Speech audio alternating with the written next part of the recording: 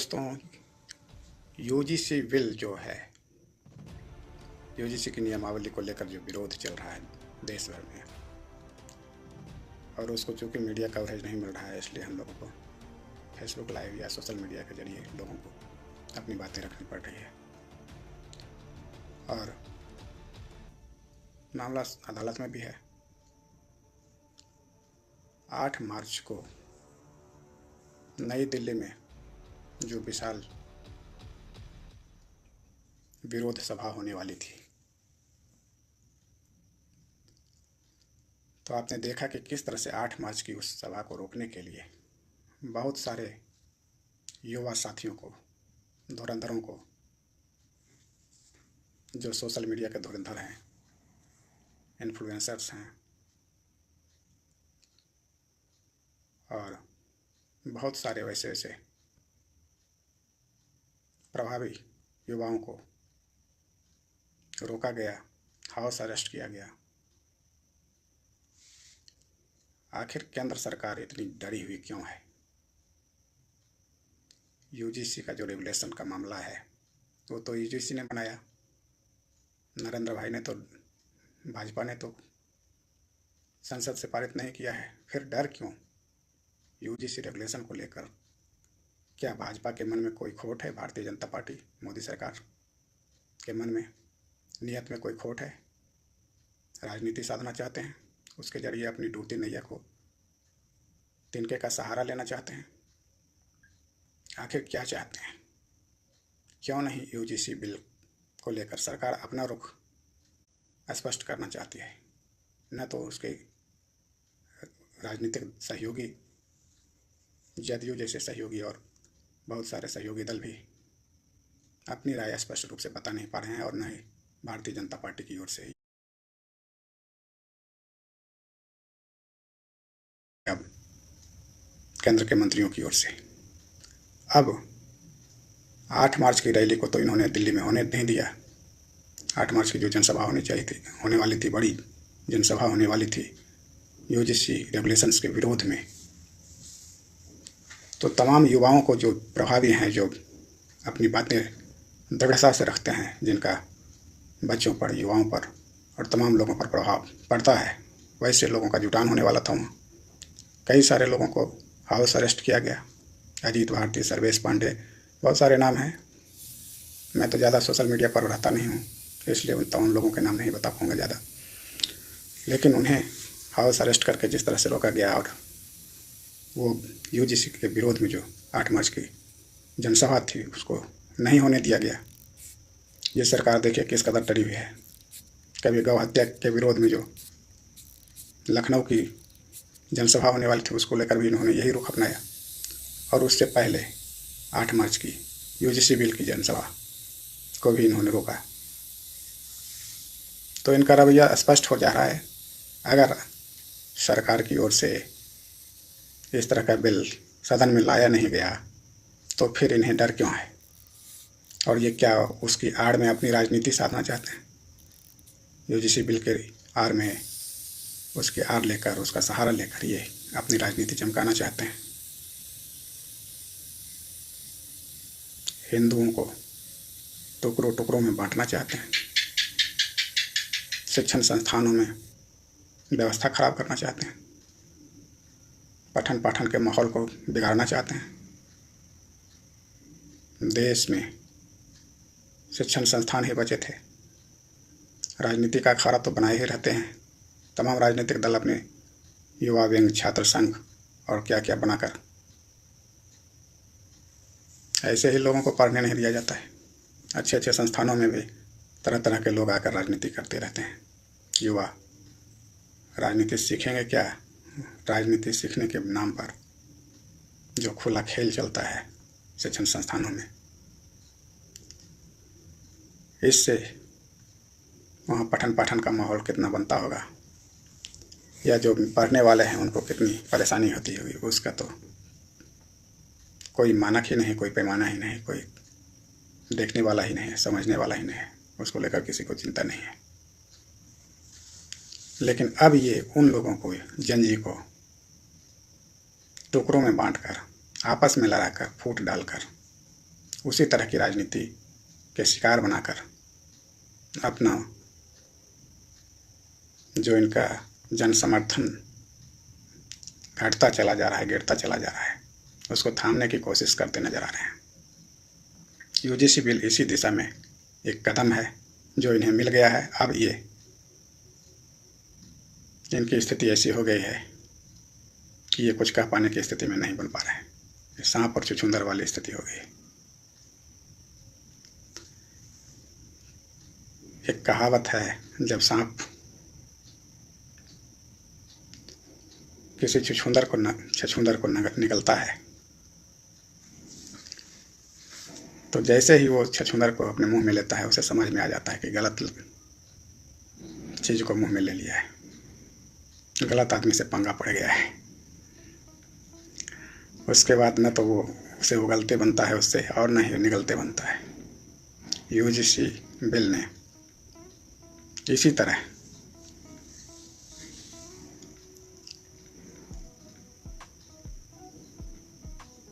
इस कोबरा के मुंह में छछूंदर की भांति प्रवेश कर लिया है। अजगर करे न चाकरी, पंछी करे न काम, राजनीति करने वाले खूब करें आराम। जमकर मौज मस्ती उड़ाते रहते हैं और उसके बाद कोई इस तरह की बात अगर कहीं से आ जाती है सामने, बस उस पर कुंडली मारकर बैठ जाना। यही इनकी नियति है, यही इनका तरीका है। यूजीसी बिल को लेकर विवाद बढ़ा, तमाम बातें आई, सड़कों पर बच्चे, युवा, कॉलेजों में माहौल खराब हुआ, विश्वविद्यालयों में माहौल खराब हो रहा है, पढ़ाई पर मन नहीं लग रहा है लोगों को। आंदोलन में जुट गए हैं पढ़ने वाले छात्र, आंदोलन में। और इन सब के बीच ये चुप्पी मारकर बैठे हुए हैं, कुंडली मारकर बैठे हुए हैं। अब इन्हें समझ नहीं आ रहा कि करें तो क्या करें, क्योंकि काउंटर में भी प्रदर्शन हो रहे हैं, विरोध में भी और समर्थन में भी, दोनों तरफ से प्रदर्शन चल रहे हैं और प्रदर्शनों का दौर चल रहा है। तमाम शिक्षण संस्थानों में और बाकी सामाजिक संस्थाओं ने भी इनको मुद्दा बनाया हुआ है और लोग जगह जगह रैलियां, बड़ी बड़ी जनसभाएं, प्रदर्शन और इनके नेताओं मंत्रियों के घेराव शुरू हो गए हैं। आज ही मैं एक वीडियो देख रहा था, बेगूसराय में सांसद और केंद्रीय मंत्री गिरिराज सिंह को युवाओं ने काले झंडे दिखाए, उनकी गाड़ी को घेर लिया, उन्हें शायद वापस जाना पड़ा, लौटना पड़ा। इस तरह की स्थिति है। विरोध इसलिए क्योंकि ये लोग भी कुछ नहीं बोल रहे हैं, जो बरगोले नेता हैं, गिरिराज महाराज,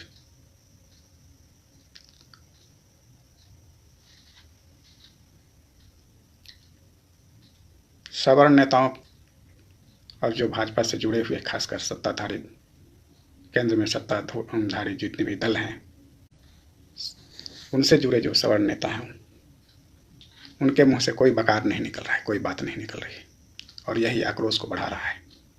इसीलिए लोगों का आक्रोश इन पर फूट रहा है, इसीलिए इन्हें काले झंडे दिखाए जा रहे हैं, केंद्रीय मंत्री, सांसद। और अब ये दौर बढ़ने वाला है, चलने वाला है, क्योंकि ये जाहिर हो गया है इतने दिनों के बाद कि अब ये कुछ न बोलेंगे, न कुछ करेंगे, न कुछ बातों को आगे बढ़ाएंगे, और सब कुछ अदालत के मत्थे छोड़कर चुपचाप मामले से पल्ला किनारा करके ये अपनी राजनीतिक गोटी सेकने में की फिराक में है। चाहे विश्वविद्यालयों में, कॉलेजों में पढ़ाई चले न चले,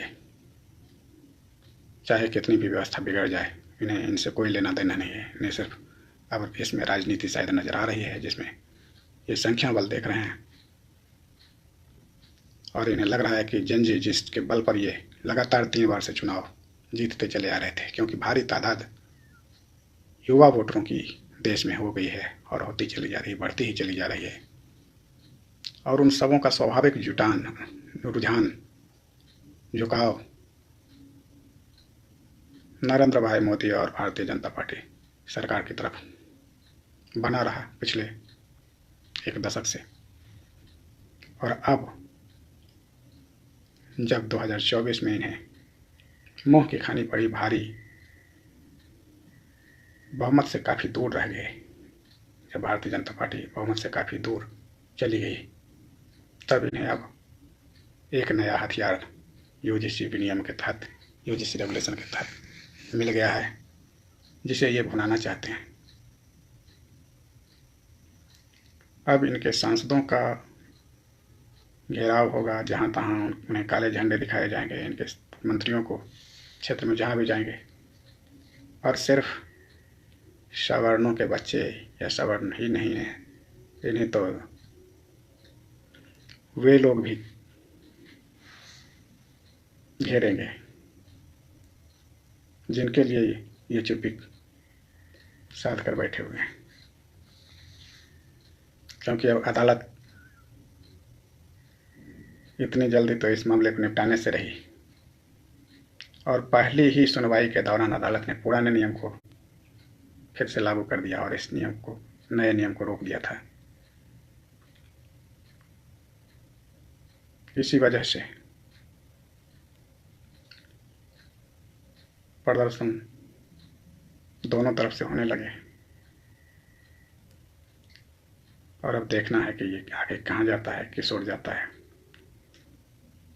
सरकार तो इसमें चुप रहकर देख रही है तमाशा, देख तमाशा यूजीसी का। और अब इन्हें कुछ भी कहना नहीं है, लेकिन विरोध तो झेलना ही पड़ेगा, विरोध करना ही पड़ेगा, क्योंकि अब बात बच्चों पर आ गई है। जब तक ये समाज में फूट डाल रहे थे, जब तक ये तमाम नियम के तहत कभी SC/ST एक्ट, कभी रिजर्वेशन, कभी प्रमोशन में रिजर्वेशन, ये तमाम फंडे जो हैं ये सिर्फ भारतीय जनता पार्टी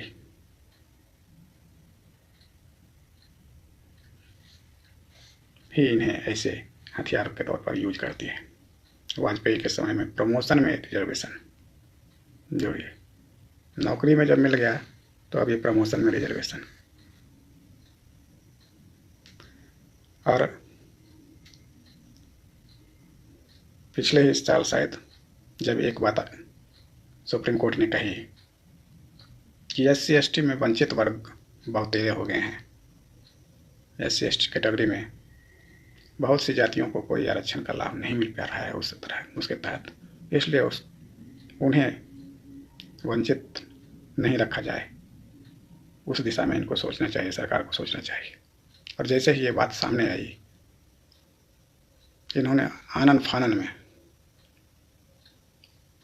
चूँकि मामला भड़क जाता और लोग बोलने लगे, भारत बंद और तमाम बंद के आयोजन होने लगे, तो कैसे इन्होंने तुरंत सुप्रीम कोर्ट के निर्देशों को नकारते हुए अपना स्टैंड क्लियर किया। एक बार SC/ST एक्ट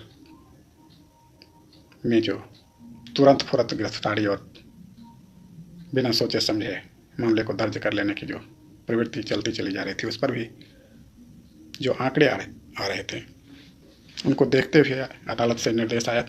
लेकिन इन्होंने कितनी फुर्ती दिखाकर उस मामले में बहुसंख्यक वर्ग के समर्थन में, एक तरह से, हालांकि बहुसंख्यक क्या अल्पसंख्यक ही कहें, लेकिन जैसे ही मतलब अदालत के आदेशों और उनकी भावनाओं के उल्टा इन्होंने स्थिति को जस के तस बनाए रखने की जद्दोजहद की, समर्थन किया। जबकि अगर आप वंचितों को ही न्याय दिलाना चाहते हैं, और अब अदालत भी तमाम आंकड़ों के साथ जब उनके समक्ष मामला आया तो उन्होंने जब सुझाव दिया, तो उन पर क्यों अमल नहीं किया गया केंद्र सरकार द्वारा, ये समझ से पड़े। इतना कुछ हो हल्ला हो रहा है, सरकार यूजीसी बिल पर एक भी शब्द नहीं बोल रही।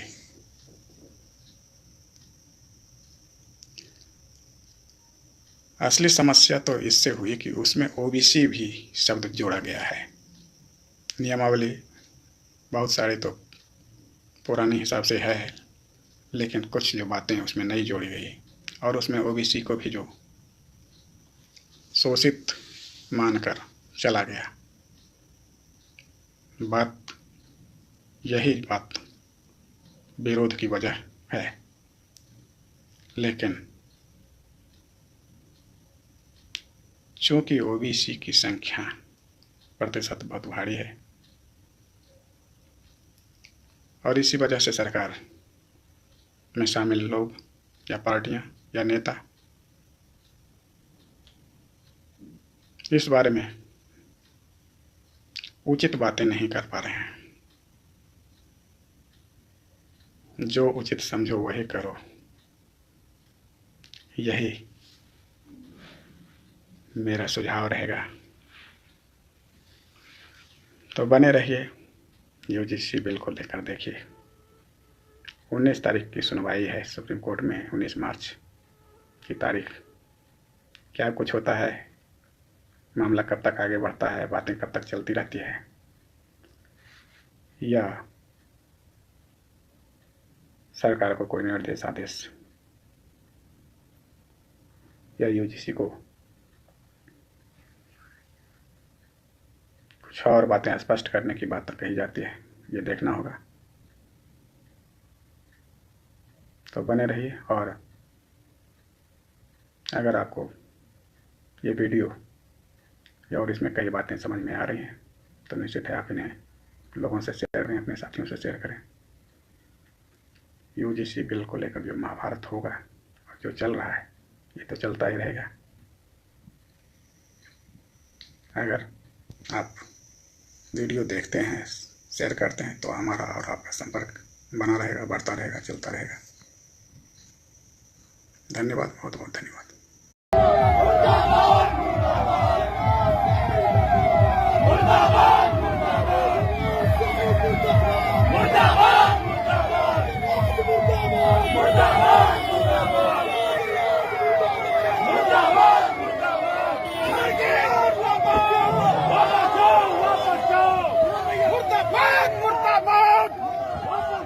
वापस जाओ, आगे बढ़िए।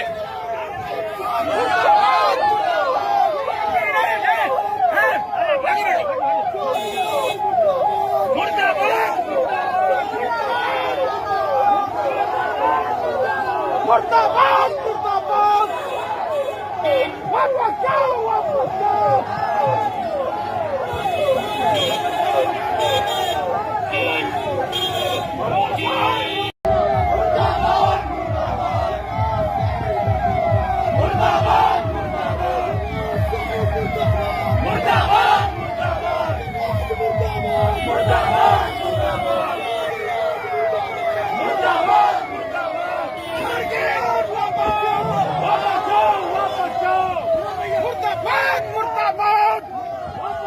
वापस जाओ, आगे बढ़िए।